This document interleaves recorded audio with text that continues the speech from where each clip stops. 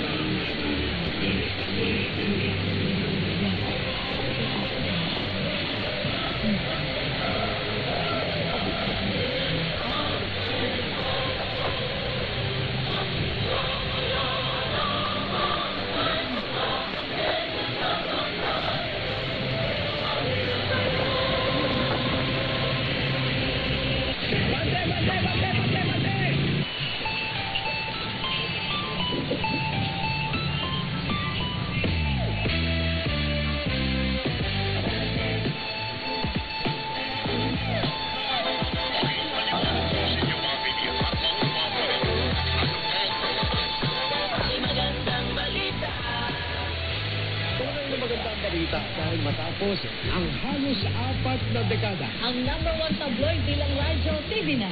Kaya, kami pa rin ang magiging una sa balita. Hindi lang basta balita. Siyempre, pati entertainment. Para kompleto, Ricardo, dala namin ang mga balitang sports. Abante ang best. Balita. Entertainment. Sports Talk. Abante ang best. Una sa balita. Entertainment. Sports Talk. Makabuluhang diskusyon hanggang sa mga nakakatuwang showbiz chika.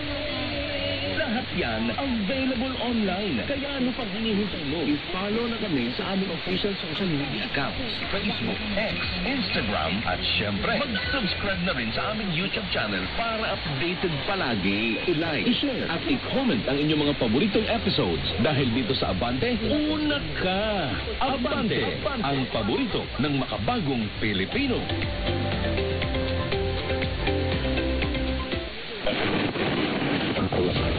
Ngayong Marso, may mas pinalakas.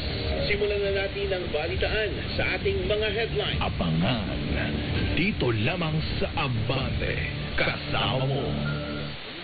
Abante Reels.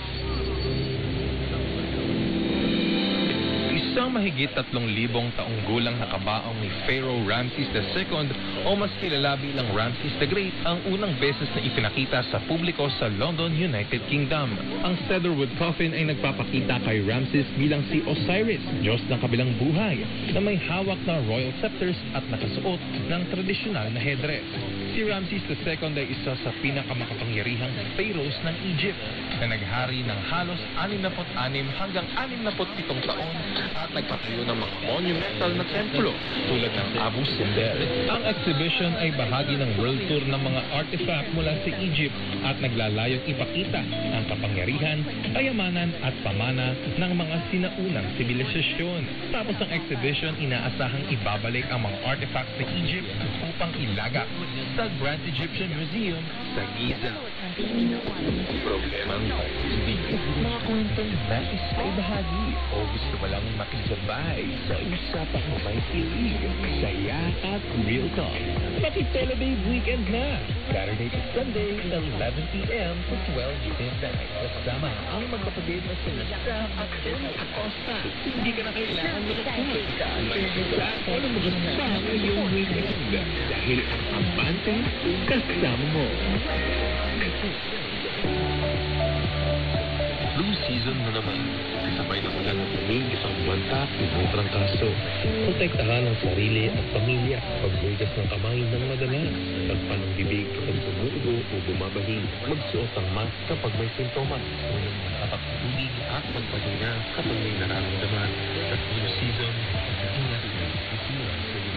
Isang pagkalang mula sa trangkaso at kasama ko. Abante Reels. Tatlong hayop mula sa dating Lujan Zoo sa Argentina ang sinulan ng iligtas ng animal welfare group na 4 Paws. Kabilang dito ang dalawang oso na sina Gordo at Florencia at ang tigress na si Cora. Matapos matupan na hindi ang kanilang mga kondisyon sa zoo. Ayon sa mga rescue specialists, si Gordo ay naninirahan sa masikip na kulungan at ang si Florencia ay kulang sa koral na paniran sa kondisyon. Si Flora naman ay may malamang kondisyon sa mga upo at nangangailangan ng pag-arang espesyal na gamutan. Ililipat ang tigress na si Flora sa Felida Big Cat Sanctuary sa Netherlands, habang ang dalawang oso ay dadalhin sa isang rare sanctuary sa Bulgaria para sa species appropriate care. Layunin ng resto na bigyan ng mga hayop ng pagkakataong muling mamuhay ng mas malapit sa kanilang natural na kalagayan.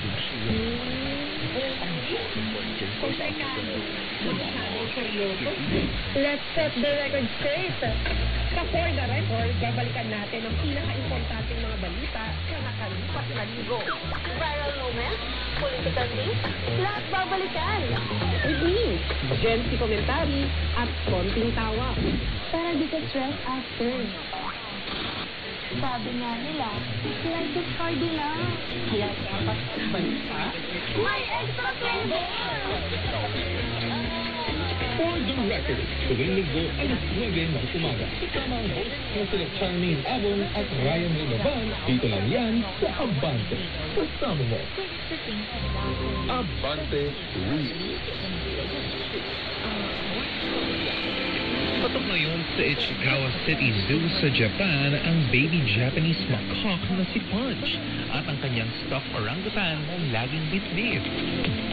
Inabandona si Punch ng kanyang ina 7 buwan na ang nakalilipas. Kaya agad umaksyon ang mga zookeeper para mabigyan siya ng kapalit ng yakap at seguridad. Simula noon, halos hindi na nakikita ang hiwalay si Punch sa kanyang stuffed companion kahit mas malaki pa ito kaysa sa kanya. Nag-viral sa social media ang kwento ng dalawa. Dahilan para makita ang mga bisita sa zoo para personal silang makita. Ayon sa mga zookeeper, unti-unti nang natututo si Punch makisalamuha sa ibang unggoy at umaasa silang dahil buong araw na hindi nila kakailanganin ang kanyang stuffed toy.